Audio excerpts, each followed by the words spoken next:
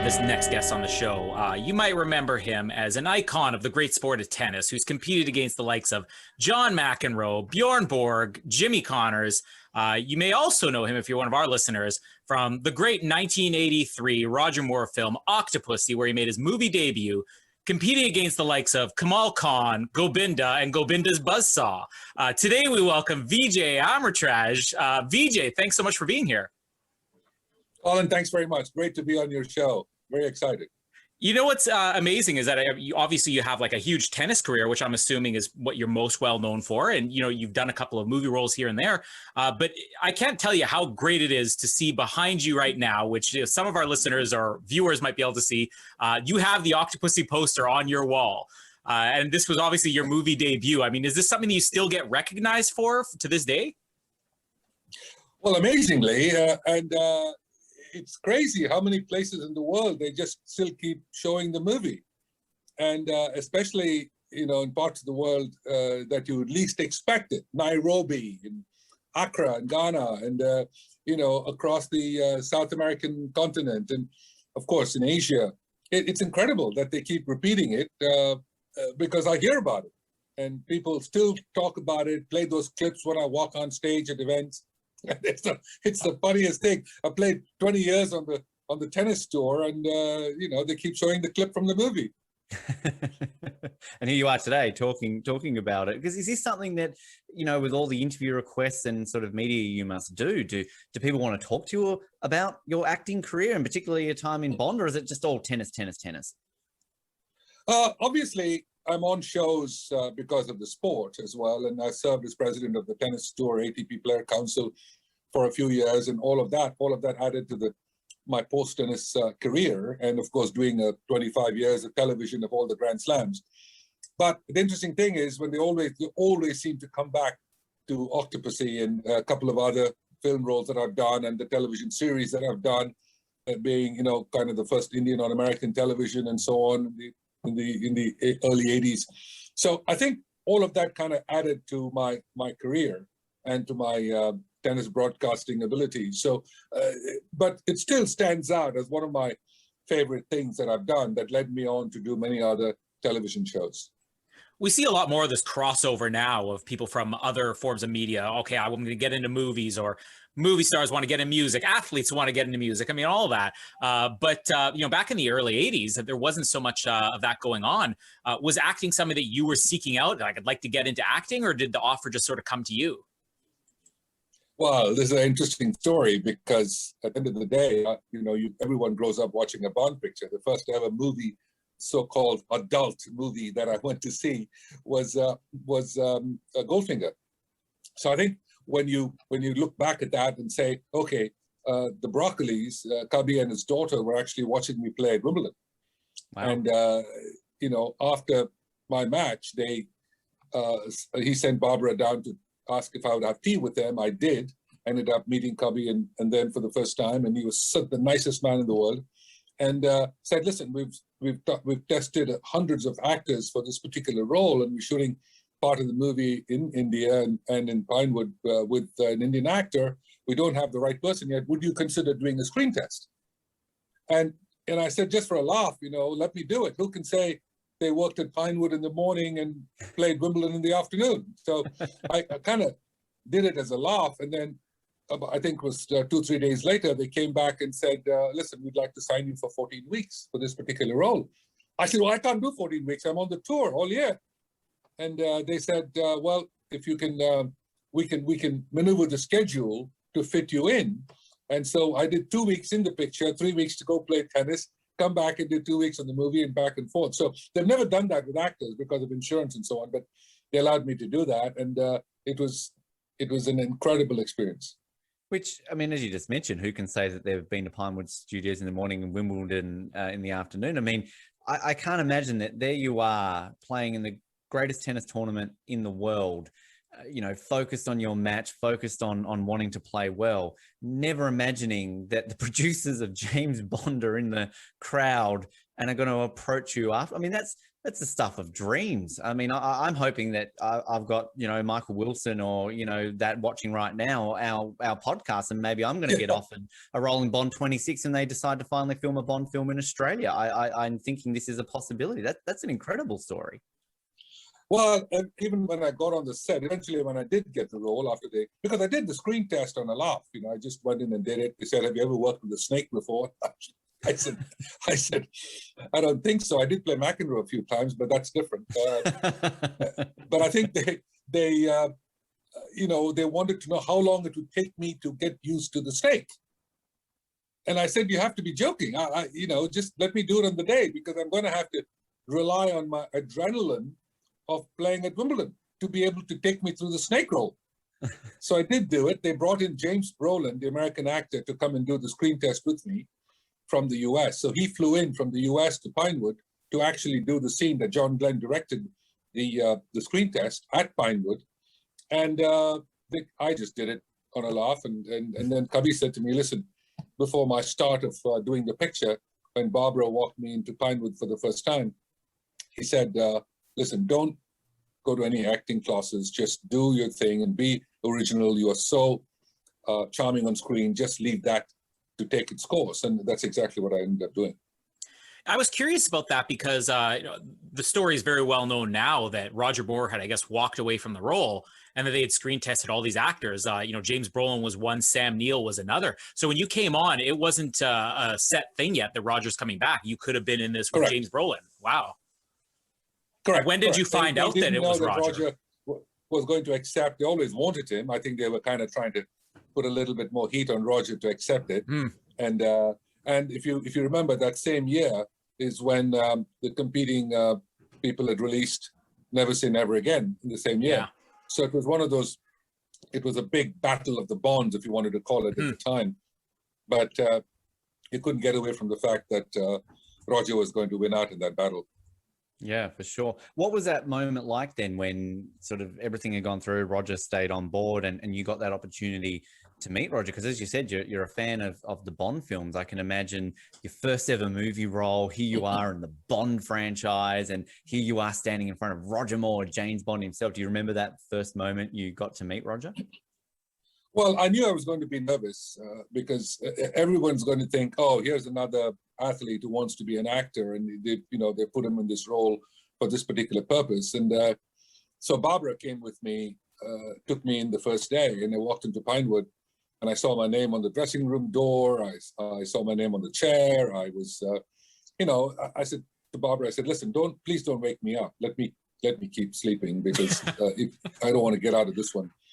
And they were already in the middle of shooting a major scene, and he had shouted action, and we were standing way in the back of the stage at Pinewood.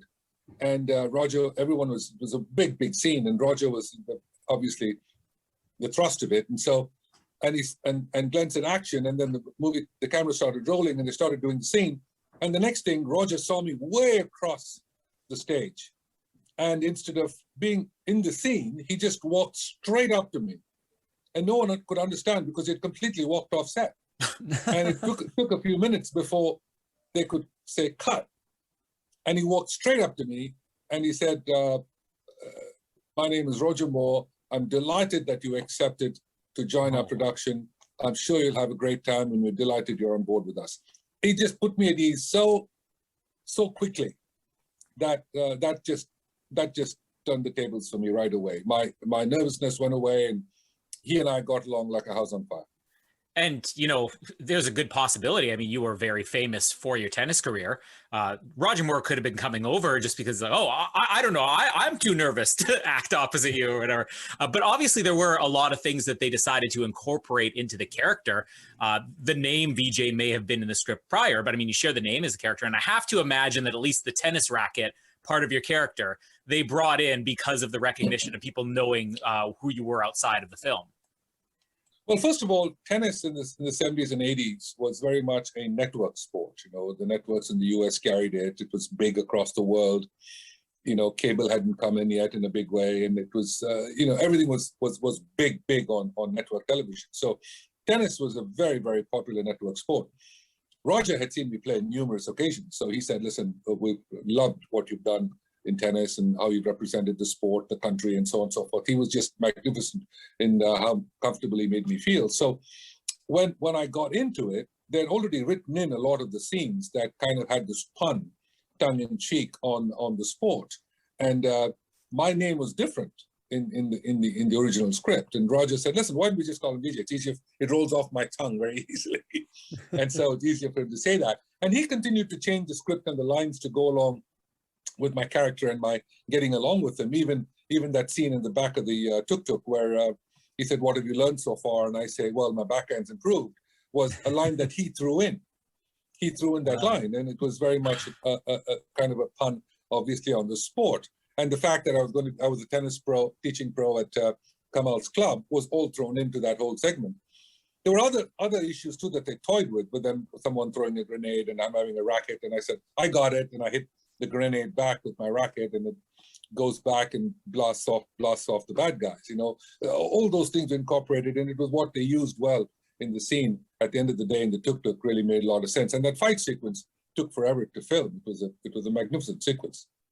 How is it to go from never acting to go into a fight sequence like that? I mean, I can imagine it's fun because, again, you're getting to be on the set of a James Bond film and get to experience this. But, I mean, what are the challenges in filming a sequence like that? And in terms of the order of the sequences you were filming, had you done many of your scenes beforehand? Was this like one of the first things that you filmed when you were eventually filming the movie? Well, the first and foremost that comes to mind is what work goes into something like this. To film a minute that you would see on screen, you know, it takes days to get it done, and it's and the number of people involved is humongous. You can't even imagine. And for a Bond picture, it's honestly like you know, playing Wimbledon every day. You know, you go to Wimbledon and it doesn't look like anyone's working, but the event runs to perfection, and that's what makes Wimbledon so great. Similarly, with the Bond picture, the team is so great that everyone seems to not to be working, but everyone's doing this job. And and that's why the actors are all so well coordinated. The director is the helm of things, and he's able to see everything on a macro level and at a micro level. And that's why when an actor of Roger's stature works with someone like a John Glenn, that they have to sync together for the scene to work. And so I had to kind of fit into that mold of saying, you know, this is where you end up. It's so easy to miss your mark every time you walked into a scene, especially when you're doing something for the first time. And you don't want the lead actor to tell you, you know, why am I working with this guy? You know, I'm a professional. I expect to be in a professional scene here. And so, but that's what Roger was so good at. He made me feel completely comfortable. I don't think I made one error of judgment as to where I walked in the wrong way and so on and so forth. So it made life a lot simpler. And Cubby Broccoli obviously had a reputation for wanting to do it real. I mean, the Bond movies were based on that. We don't want to fake the location. We want to go there for real. We don't want to fake the stunt. We want to do it for real. You already mentioned you're working with real snakes in the movie. I mean, the tuk-tuk, I'm sure there was some little cuts here and there, maybe some stunt drivers. But I mean, during that chase scene, were you doing any of the driving yourself? Interestingly, the one that I was driving was not an Indian tuk-tuk. It was a Japanese one that had been imported just for this purpose because it could do those wheelies. The horsepower was 10 times greater, so it could actually do those wheelies. So it took me about a couple of days to actually be able to drive that like a normal person. It wasn't like driving a normal scooter or a three-wheeler. So that was the first part of it. The second part of it was there were 2,500 extras filling the scene, the entire market scene, the bazaar scene. And then you're driving side by side with this open Jeep, and you've got 2 camera crews in front on 2 other Jeeps. And you could hit anything anywhere. And I've got this, as Roger would say, this valuable merchandise in the back of my tuk-tuk. So it's a combination of all of that. And then, of course, the guy jumping in and the fight sequence. So it was done brilliantly to be able to incorporate a stuntman in certain sequences, in certain pieces of it. So if Roger and I did 80% of it, 20% of it was then done by the stunt guys in that final analysis. Actually, in one of those scenes, we did end up having an accident where a real blade went through one of the stuntmen's arms, and he went away for I think 30 stitches or something. But it came back 2 days later to work. It's crazy. you know. Was it- And but again, they incorporated the exteriors from Udaipur along a lot of the interiors that was done in Pinewood.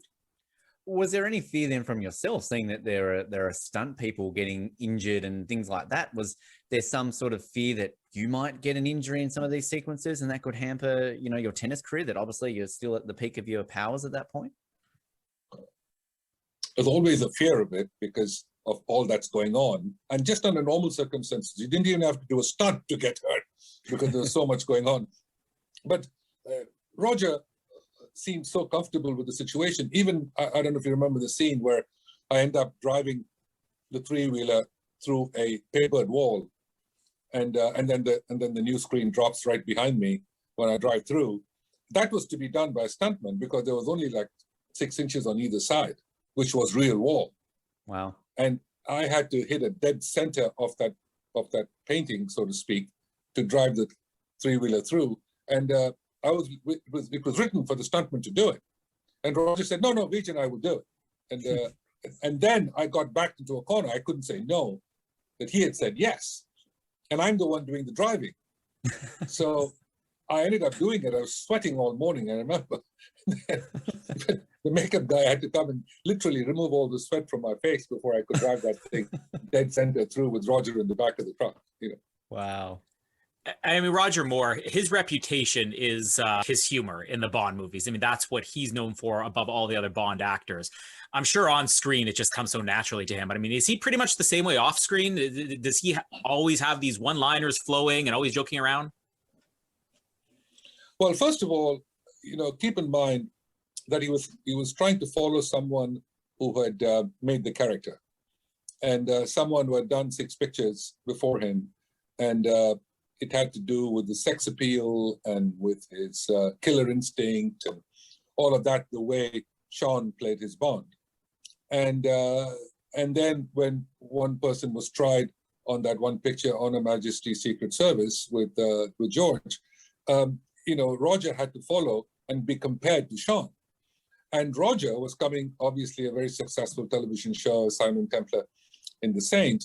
And then coming off of to do this in Live and Let Die must have been a humongous amount of pressure on him. But he had to bring something different to Bond that would pick up the pace, which is exactly what he did. And so the one-liners that were coming off his mouth, rolled off his mouth, were incredible and done with a straight face, which made him even funnier. I always thought that he should have been in comedy. I always told him that. Listen, you're not an action star. You're a comedian, and it was just awesome the way he did it. I'll give you one incident that took place in Udaipur on location. Every night after the shoot was over, we would sit by the poolside. It was so hot, and by the poolside at a long table, all the actors, spouses. I was the only single person there at the time. You know, having to deal with 32 Miss Worlds and Miss Universes during the entire filming of the movie. But in any event, that was my problem. But, You're burdened to bear. Oh, geez. What a horrible, horrible time he must have had. and so Roger sitting at the head of the table, his anecdotes and his stories are just incredible to listen to. He could talk all day. He's got a cigar in his mouth. He's wearing a safari suit. We're sitting at a table right by the pool. He's telling the story, and right in the middle of the story, he would say, "Excuse me, get up from his seat, put a cigar at the edge of the pool, dive right in, safari suit, loafers and all, swim to the other side, swim back, get back out of the pool, put the cigar in his mouth, sit down, and continue the story like nothing had happened." That is exactly the way we want to picture Roger Moore. Yes, I just want to see that as Roger Moore forever now. That's perfect. I mean, everything is coming off his hair. Is this nothing? The cigar is still lit. He's one of the nicest people you could ever meet. It's crazy to think just some of those memories that you must have with that. And again, as I said plenty of times, you know, your very first role, were you, when you were on this set, you know, obviously you're saying before, don't wake me up from this, but did this kind of light a fuse for acting? Were you thinking that, well, you know, I'm obviously doing well at tennis, but this acting thing's pretty good as well. Not just because I'm hanging out with, you know, a couple of Miss Worlds and that, but it's a pretty fun experience that maybe this is something I'll pursue a little bit more. Well, yes, obviously, I knew I was something that I always wanted to be a part of, the industry, however it was. And having done this picture, it gave me a real, I mean, you're starting at the very top. It's almost like your first tournament being Wimbledon, which doesn't happen in sport, right? The one thing about sport and movies, which are completely different from one another, is that it takes a whole team to end up making a good picture. And however good the actor is, he's made to look good by this incredible team. In tennis, it's just you and him. If you have a bad day, you lose. If you have a good day, you're going to win most of the time. So I think it's very clear cut in our sport, but in movies, it wasn't. It's very gray area the whole way. So what it did with me with Star Trek, I remember when I went on to do, in '86, I went on to do Star Trek 4, The Voyage Home. And eventually I had a discussion with my agent because my shooting schedule was going to be during the summer season in the UK, playing Queen's Club in Wimbledon. And he said, listen, there's only that many years you can play tennis, but you can do acting as the years go by. So listen, go play Wimbledon and Queen's Club rather than do Star Trek in a bigger role that I was originally offered by the wonderful Harvey Bennett. But eventually I went and did play Wimbledon and Queen's Club and came back and did a smaller role in Star Trek. But what goes into it is what really kind of tempted me to be more of a part of it, and ended up doing a lot more television as well. Just out of curiosity, I rewatched Star Trek: The Voyage Home. I think it was just last year. Do you remember what role they originally had offered you? I think I would have been one of the guys on the bridge. Oh wow! Which would have been quite spectacular. That's the shoot for the entire movie, right? Yeah. They're doing a much longer shoot and so on. And I told my agent, don't even negotiate, just take it.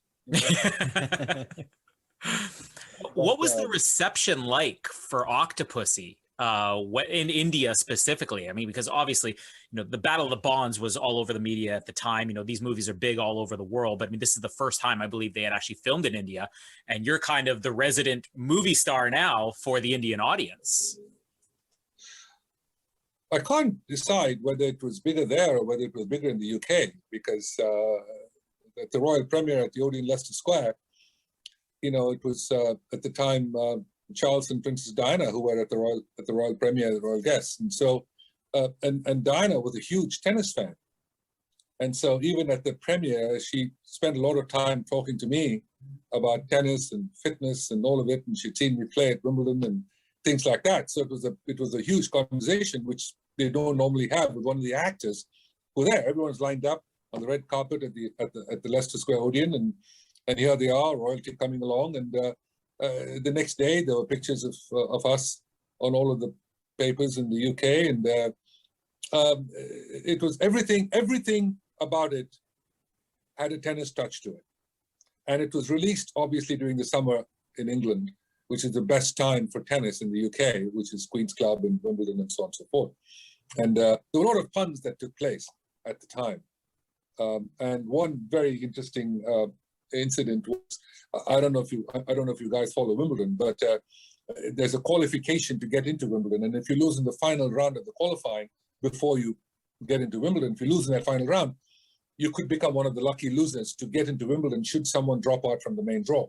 Mm-hmm. And so at the movie premiere, a lot of the tennis players showed up to watch the picture. And when I died in the movie, one of them jumped up in the middle of the cinema and said, I'm in. He was in Wimbledon because I died in the movie. That's how it should work in Bond films. That would, lucky losers. What is it like getting killed by a buzzsaw? I mean, do you go into that going, okay, pretty cool way of going out. I could have gotten shot. I could have pushed off a cliff, but death by a buzzsaw. That's a pretty cool way to go out. Well, that was another hairy moment because, first of all, when the villains use a method of killing someone, they always, in a Bond picture, it's never a bullet to the forehead, is it? Or a bullet to the heart. It's always some messy death that is planned for him. Buzzsaws, lasers, yeah. Exactly.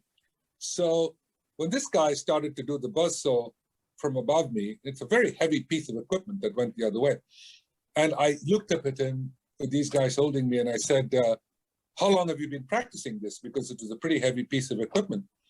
And he said, well, I only got it this morning. And he was only supposed to miss me by about that much.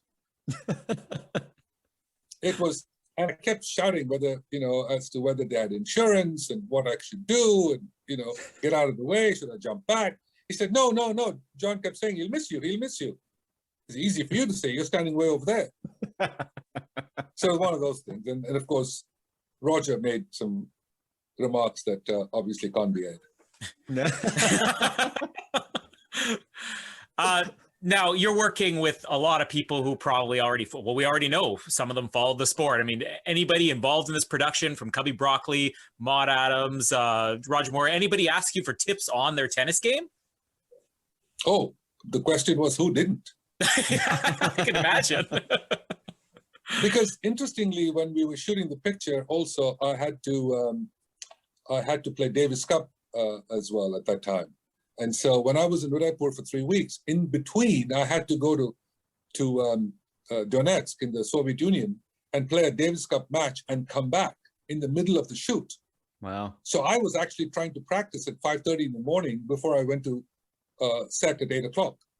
When I woke up at 5 o'clock to go for my run and all of that, and I came out at 5:30 to get to the court in Udaipur, Roger was already in makeup. And he would see me go out to work out, come back, and then do the shoot, and then run again in the evening before dinner. So I was trying to stay in training for the Davis Cup match. So when I came back from the Soviet Union, I actually brought back some Russian vodka and caviar from Donetsk at the time, and put up a big sign that said to Roger and the team, "From Russia with love." Oh, perfect. Wow. We had a trend, Colin, recently about vodka and Russians with interviews on this show. I wonder why. It's a thing. And how was Roger's game? I mean, did he have any potential to, I don't know, challenge another certain famous tennis playing Roger at all? Well, we did play little charity events together. He came to my major charity event at the Royal Albert Hall in London, which I co-hosted along with the great Richard Attenborough and Jake Eberts. I don't know if you remember the name. He made some marvelous pictures, including Chariots of Fire, Gandhi, Driving Miss Daisy, Dances with Wolves, whole slew of great Oscar-winning pictures. And we used to do a charity event there for muscular dystrophy. And Roger would come out and spin the racket and play some doubles and things like that. So he was very much, Terry Wogan played with us. It was a whole slew of celebrities and pros playing for charity. And Roger loved doing that because it was completely up his alley to be able to do charity work. And when he took over as head of Goodwill Ambassador for UNICEF after the late wonderful Audrey Hepburn, I was serving as a messenger of peace for Kofi Annan for the United Nations. So we worked a lot together even after the picture was over as UN ambassadors. Wow. And on the flip side of that, I mean, as I said at the beginning, you've been on the court with probably two of the most intense tennis players of all time, Bjorn Borg and John McEnroe. I mean, I kind of have my own idea, but I mean, between those two guys, would they have what it takes to be Bond villains and Bond henchmen? Because I can kind of see it with both of them. Borg, it was a silent assassin, so you wouldn't have given him too much dialogue, and in McEnroe's case, you would have probably had to cut down the dialogue and make sure he spoke less. But interesting when you look at the villains that have played those roles all the way through. I can't wait to see Rami Malek in the last one, but to see the guys who came through all the way from in the very, very first one of Dr. No to Goldfinger with Gert Frobe playing Goldfinger. It was incredible to see these because the best role in a Bond picture always went to that lead villain. So it was always interesting to compare the villains. You mentioned before about the stunt work and everything during the rickshaw tuk-tuk chase. I need to find out, did you really play the flute, Vijay? And also, did I read correctly that you are actually scared of snakes, so therefore you didn't have to act that much in those scenes? Did I really play the flute? I thought I blew it pretty well. I mean, we believed you played it, so it came across on screen well. The tune that came out was spectacular. Similar things I've done with the piano. Yeah. But no, the interesting thing about the snake was I kept asking the snake, the guy who owned the snake, I said, well, I'm glad you've taken out all the poison from the cobra. And he said, no, sir, we have to leave a little in, otherwise the snake dies. So you mean to say that if he strikes me, that I could be poisoned? He said, yes, sir. Sounded like they were doing everything in their powers to kill you on this film. You know what people don't realize about these Bond pictures is that everything about the Bond picture is real. All of Q's stuff that he has, everything works. None of them is fake. It's incredible. From that aeroplane that they manufactured to fly in the opening scene of Octopussy, it's incredible. From that jump that guy made off the cliff in Spy Who Loved Me, it's real. And it's unimaginable that they're able to do those things. We might know of a couple of more modern day ones where they're not as real, but that's for Colin to maybe chime in and comment on surfing off icebergs potentially. That's the beauty of the old movies when they did it for real, right, Vijay? Yeah, exactly. It's amazing. As a Bond fan and somebody who this is your first experience, doing any type of movie, were there times where you're not in a scene and you just want to observe what was going on set? Oh goodness, yes, absolutely.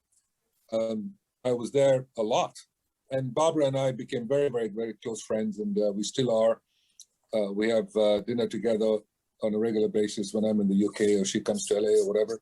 So we became very, very good friends. As I spent my entire 14 weeks of lunches and dinners with Cubby and the family. Wow. With the nicest people in the world. He was such a wonderful man. He loved everyone and everyone loved him. That was the kind of person he was. And Michael is a great guy. Cubby, I think, primed Barbara and Michael so well to take over this incredible brand and take it to where it is today. It's unbelievable. But yes, I would go there and watch a lot of the shoots as well, just to learn more about where everything and how it's done, and how the director looks through the camera lens and is able to see the macro picture. So yes, absolutely. And of course, listen to Roger's humor even on set. Yeah, for sure. Yeah, you'd soak that up all the time. You mentioned before, of course, the Battle of the Bond aspect of 1983. What was the mood like at the premiere, knowing that there's going to be another James Bond film that same year? And what was it like when you found out at the end of that year with the box office that Octopussy won the Battle of the Bonds? Was there a bit of a, okay, original is always best, none of this new extra stuff that they're going to be doing this year? Well, their big plus point was, I suppose, from Kevin McClory's side, was the fact that they had Sean for the lead role, and he was coming back with great gusto. They had a pretty decent supporting cast, and Kim Basinger playing Domino in that role, and so on. And even though it didn't quite compare to Sean in Thunderball in the original one, it was going to be a debate, and the media was going to truly play it out. But at the end of the day, I just thought that from a script perspective, from Roger already being extremely successful in carrying the Bond theme forward after Live and Let Die, that Roger was going to win the battle. But it was going to be Battle of the Bonds only because Sean was playing that other role. If there was some third party playing that character, I don't think it would have mattered that much. But it seemed logical that Roger should have won that. And, you've been in a Bond movie, you've been, tennis almost, I guess at the time, it was the height of the game. You've done Star Trek, other roles. Now you're working as a commentator. First of all, I guess, any chance that you're going to get back into acting, maybe do a cameo in a future Bond movie? And then tell us a little bit about what you're doing right now in commentary for the sport. I've done a lot of the Grand Slams, obviously, over the 25 years. I've done that, which have really been quite fantastic. I've also covered the Augusta Masters golf tournament. I've done some of the PGA events. Last year, actually, if COVID hadn't happened, I was to be in at the British Open and the Senior British Open as well after Wimbledon. So 2019 was my 50th consecutive Wimbledon, if you can imagine that. Wow. And so, for me, tennis has been ingrained in me, and it's been very much a part of my life. And I like to see how the sport grows. And who the guys are coming along and so on and so forth. Also, I'm very, very closely associated with the film business. We're very much involved in it. If the roles come up from an acting perspective that I would fit in well, yes, I would love to do that. Similarly with television series, which I've done in the United States. And on the production side, my son Prakash and I have a film company now that we're developing pictures for production. So we're very ingrained in the industry itself here in LA. Wow. Right. And any ones coming up that you want to give us a tease about? The ones that we're working on are true eye openers. So you'll hear about it when it's time for us to be able to say that, because we are at a very tense stage in several of them. Quick two-part question to wrap things up, Vijay. Questions that you get asked all the time, but we wouldn't be doing our job if we didn't ask you these. Who do you is the best ever James Bond, and who is the best ever tennis player? Good one. For that you don't need a bottle of wine to be able to answer that question. Okay, I know some people back home in Australia. I'll get you some good stuff. Russian vodka? There you go. Oh yes, Australian wines are terrific, by the way, as are my own. But and if are you in London, Ben? You're in Vancouver, right? No, I'm near Vancouver. I'm in Victoria, so basically Vancouver. Oh, you're in Victoria. I have my own brand of wine, by the way, called Vijay Amritraj wines. You can Google it. But in any event, the one thing that I should, when you ask me the first question about who's the best Bond, I've had the good fortune to have done something with all the 6 guys who played Bond. Really? Starting with Sean, who was an avid tennis player in the beginning before he went off and played golf full time because of knees and so on. So Sean, we played in charity events in tennis. George Lazenby has been a part of my charity event a couple of years in the golf tournament that we've had in Los Angeles. So George and I also caught up for a product that we launched together several months ago. Roger, of course, and I became very good friends. And then Timothy and I, who don't know quite as well, but we did some things for the British consulate here in Los Angeles, which was interesting. P.S. and I became very good friends and I played a lot of golf together. And we're still very much in touch. He's obviously living in Hawaii now, but he was living in Malibu, so we used to see each other quite a bit on the golf course at my club and enjoy golf. We're about the same standards, so it was fun to play with him. And then, of course, when Daniel came along, we were invited to launch a product together in New York, in Manhattan. So I've had a chance to kind of work with all 6 of them in some form or fashion. And as P.S. likes to say, there are more people who have walked on the moon. Yeah, no kidding. So, who is the best Bond? I think the way Sean created the character was spectacular, as good as the team was when Cubby and Harry bought the rights to doing it. I think, but for Roger to be able to run with it after a successful six picture run by Sean, I think was quite unique. So, and being very, very close and as objective as I possibly can be, I think I'd have to go with Roger and Sean up front. But again, I think Daniel has done a terrific job in the later stages. Though Pierce has tried very hard to combine Roger and Sean together. Mm-hmm. Absolutely, yeah. And you know what? We didn't quite get the answer on the tennis player, but Ben, just by default, as a proud Canadian, we're going to check that off as Milos Raonic. I think that was what Vijay said, right? I definitely have Leighton Hewitt.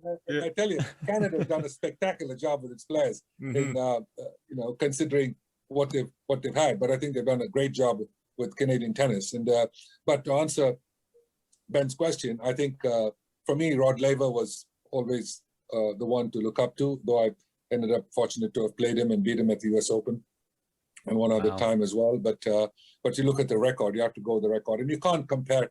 You got to compare apples and apples. And so I think Roger, Rafa, Novak, Laver, all of these guys would have been good in any generation. Just put them in that generation, and they would have been the best. I appreciate that when Colin's, shouting the prideful Canadian player there, that I went for Leighton Hewitt instead of Rod Laver. So he's a player of my era. I grew up loving Leighton, so I guess kind of that's him and Pat Rafter were kind of my heroes growing up. So Yeah, that's kind of where I went from that. Vijay, I mean, it has been an absolute pleasure chatting with you today. I mean, is there anywhere people can follow you? Do you have any sort of social media or website? You mentioned your wine. Like, give yourself a plug here for how people can sort of stay up to date with what you're up to. I'm not huge on social media because I guess a little bit from the old school, but I do watch The Rock and Stallone and these guys just so active on social media. It's incredible that they have the time and the ability to read it, even if someone else is doing it for them. But Prakash, my son, always tells me, you know, he followed me in tennis, was #1 in India as well, played Davis Cup for us, and now works for the Tennis Channel as well, as being an actor and as also production company with me. So you can follow both of us, Prakash Amritraj, Vijay Amritraj. We're both on Instagram and Twitter. And, you know, just to, not that I'm on it all the time, but it's fun to see what social media has done to the environment. And we're waiting with bated breath for cinemas and theaters to come back. Absolutely. Thanks so much for being here with us today. And again, Octopussy, this has always been one of my favorite movies. It's a movie I constantly tell people, you know, if you wouldn't think it, but Octopussy is one of the great Roger Moore movies. So it's an absolute pleasure to have you here today. Colin, Ben, thank you guys very much for having me. Wonderful, wonderful interview, and good luck with the show.